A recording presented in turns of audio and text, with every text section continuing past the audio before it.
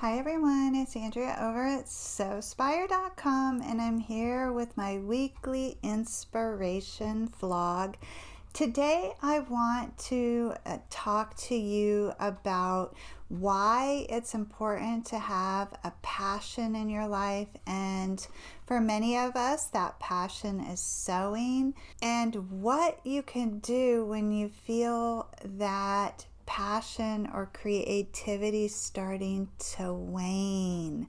I know over the last 18 months, I've heard from many of you that you've lost your sewing mojo, they call it, and I certainly have felt that really for the first time in my sewing career. There have been periods of time, thankfully not very long, over the last year and a half, that I too have felt that kind of I hesitate to use the word depression, because if you've ever experienced true clinical depression, that it is not the same. And I personally have done that dance in my 20s with depression, and that is more of a darkness. But I'm talking about when you just kind of feel like blah, and something that you normally really enjoyed and look forward to doing, like sewing, you're just not very excited to do it, and you feel a little distance there between you and your machine. So first thing is you need to make sure that there's not a physical reason why you are experiencing this loss of creativity, right? I'm sure you're aware that good posture and the proper height on your table and a comfortable chair and the right tools are really important when you are sewing for any amount of time, because you can start to develop like neck pain and back pain and aches in your hands and things that you would not necessarily have expected would happen from pursuing your passion. But it is true, sewing is a physical endeavor, and if you are not set up to sew comfortably, inevitably you may encounter some pain. So if there's something that you can do to minimize your pain and discomfort, then you're more likely to want to be creative. So that's the first thing, is make sure that there isn't something you can do. Like raise up your table, get a better rotary cutter, stand to sew even. I went through many years where I had a neck injury, and I found it was just much more comfortable to stand and sew, and I did not have any pain, and that's how I worked for many years. Oftentimes things you could do to alleviate any discomfort or pain, and then you'll be sewing happy again. But what if you don't have any pain and you have your table at the right height and you have plenty of materials and patterns and a fully stocked sewing room, and you still don't want to be in there? Or you still don't feel that calling to be there like you once did. And for those of us that have been sewing for a while, we know how much joy sewing can bring to our lives and to our loved ones' lives. And so that when that sense of accomplishment and satisfaction is gone, there is definitely a longing in our heart and some sadness there. And so we want to find our way back, but as you well know, creativity is not something that you can force, but can we entice it? I think we can. And here are some ways that when I'm just not feeling it, I can get in that sewing mood. The first is music. We're so fortunate to have music apps like Spotify, and I know there are others. I just happen to use Spotify, but they suggest playlists for you, and inevitably there's always a playlist in there that's like good vibes or good mood or whatever. So put that on and dance around your space a little bit for like 10 minutes, I suggest. And if that doesn't improve your mood, then try taking a little walk. That's what I did this afternoon. I just went around the block 3/4 of a mile, and then I was ready to make this video for you all today. We're spending more time than ever on the computers these days, and that means you're hunching over and you're not getting outside as much. So before the weather gets too bad, depending upon where you live, take advantage of the mild temps, put on your sneakers, and just go for a little strut around the block, and then see what that does for your mood and for your creativity. Another one of my favorite tricks to inspire myself is to sort through my fabric remnants and just pick a little project, something really small, like my mini wallet, like something that you can get that instant gratification. I really believe that it's important to finish what you start when it comes to creative projects. And I rarely keep a work in progress around here because a couple reasons. One, there's not really a good place for me to put it, and two, it will drive me crazy if it's not finished. Like right now we're working on the autumn tote, and I just want to run over there and finish sewing it. I'm used to making a bag in a day and loading it right up, and this particular project is going to span out over the month of October. And so I'm going to find myself scooching that all around my space. But the number one reason that I do not recommend that you keep a big bank of work in progress is it's going to clutter up your space, and you're going to lose that sense of satisfaction that comes from finishing a project. One of my idols and mentors, Tony Robbins, believes that progress equates to happiness. So if we want to be sewing happy, we need to be able to finish what we're working on. Now, that being said, I know that there's some major undertakings that cannot be finished in one sitting. Quilts come to mind. Garment makers also really like to be precise, and so when you're sewing for precision, as do quilters, that's going to take some time, and it is what it is. The project is going to unfold in its own time. What I'm talking about is when you start something and then you lose interest in it mid-project and put it away thinking you're going to come back to it. That's what I want you to try to avoid. Like my autumn tote, I'm not going to lose interest in it. It's going to get done. It's just I have this timeline that's dependent upon other people's participation. So that's why it's going to stay out and be a work in progress for the month of October, but it will never find its way into a box to later make its way onto a list of things that I have not yet accomplished. So if you've lost your sewing mojo, ask yourself, when is the last time that you actually finished a project that you are in fact proud of, and you got that satisfaction that we all get from a job well done. If it's been a while, what you need is some instant gratification. So you can go through the Sewspire archives at sewspire.com and pick a project. Most of my projects can be made for sure in a day, some of them in just a couple hours, and get yourself some instant satisfaction and see if that doesn't spark your inspiration and creativity. Another thing that I really like to do is sort through patterns or sketchbooks and ideas. So I too am learning how to sew garments this past year. It's been a wish of mine for many, many years, but this past year I've really have made several attempts to become a better garment sewer. So with that, I'm collecting the patterns when they go on sale at the fabric shops, and I have now probably several dozen.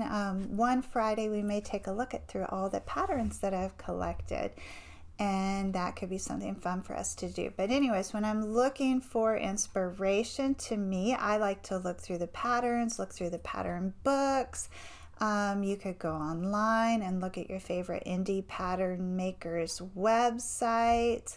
Another great resource is Pinterest, but you could spend a lot of time there. So if you don't want to get carried away and lost on the web, that's why I think it's nice to have something in hand that you can look at. And why this is so important is because for a lot of us, sewing is just a passion, and I really don't want you to discredit the value of having a passion. I think it's so important in life to have things, what do you want to call them, hobbies or passions or interests, right?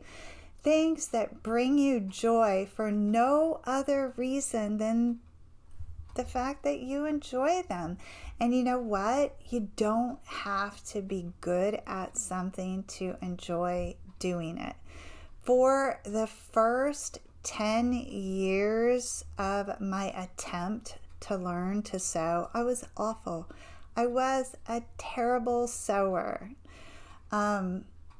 It's just what it was, and I just didn't give up. I just kept practicing and practicing, and eventually I made something that I was proud of. But it really is important, if you have a passion and you feel your interest waning in that, to explore that and make sure that there isn't something that you can do to rekindle that interest. Because when we find ourselves, which I hope you never do, but I know that this is a reality for some folks, when you find yourself without any interest or passion, that's when you're getting on that slippery slope, right? That could lead to something that's going to be much, much more difficult for you to get out of. And you won't just be putting on your music or taking a walk or sorting through some fabrics to get inspired, right? It could be a longer journey for you back to that happy spot. So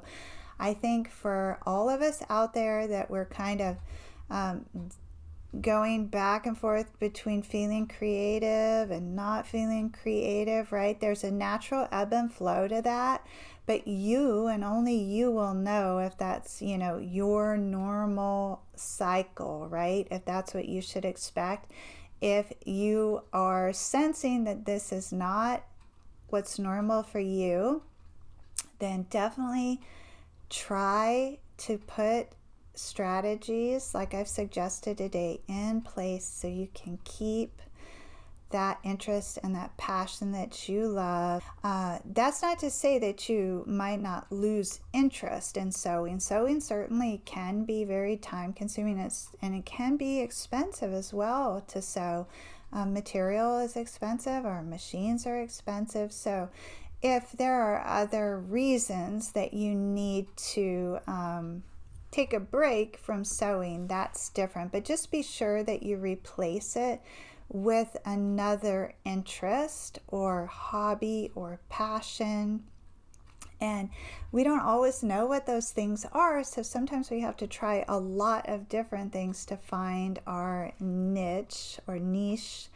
And same is true with sewing, right? Like if you're out there and you've wandered, you found your way here to Sewspire.com through the YouTube hallways, and you're not sure if you like to sew or not, right? Like it's not like you're just going to run out and buy a sewing machine because they're expensive. And even if you were considering running out and buying a sewing machine, I would say hold on just a second, find out if you can borrow one from a neighbor, and really make sure that this is something that you would enjoy.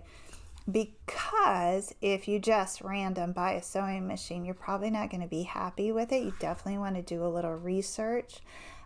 So that's why I feel fairly confident speaking to you and urging you not to let your sewing mojo fade away into the abyss, because if you already have the machine and the material and the space, right?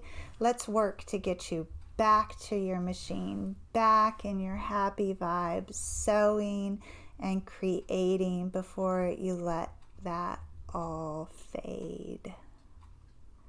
I hope that you enjoyed this video. I would love to know where you are at on your sewing journey.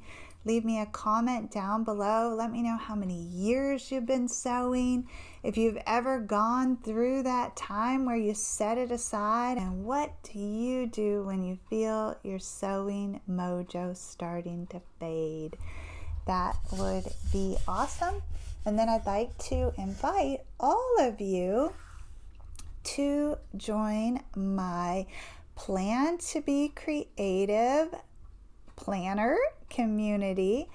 I'll put the link to that Facebook group down in the show notes. We meet once a month on the first Tuesday of the month. We meet on Zoom, and what we do is we establish 3 creative goals that we would like to achieve for the month ahead. So we just had our meeting this past Tuesday for the month of October. So your next chance to join us is the first Tuesday in November, and come prepared to that meeting to share your top 3 creative goals for the month of November. And then I record those and publish them on the Facebook group page. And that is the Facebook group page for Plan, Plan, the number 2, the letter B, Creative. Plan2BCreative. And I'll put that link again in the notes. We've been meeting for about 1.5 years. It's a small group, and we're very supportive. And we just have that general accountability for each other. And then there are times when we don't meet our goals and life happens, and that's perfectly okay too.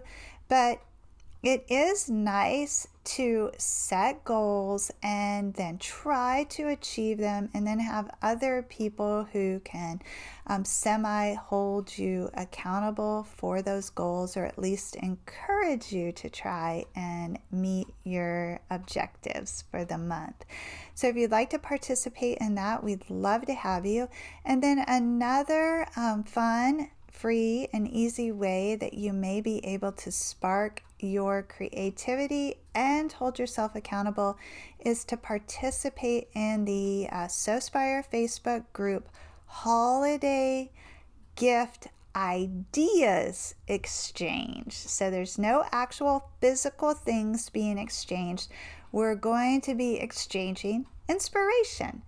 The inspiration specifically for holiday sewing or holiday handmade gift ideas. And we're going to be meeting on Zoom. And if you would like the link to register for that free event, check the notes, and I will put a link to our Facebook group page, and you will find that link on the Facebook group page for Sewspire. Okay, so I hope that I have provided you with some inspiration to find your inspiration and keep your passion for sewing alive. I can't wait to hear from you in the comments and learn more about your sewing journey and what you do when you find inspiration starting to wane. I hope to see you on Tuesday when we're going to start sewing the exterior of our autumn tote bag. Until then, as always, please know the creative genius in me will be celebrating the creative genius in you. Have a beautiful weekend, everyone.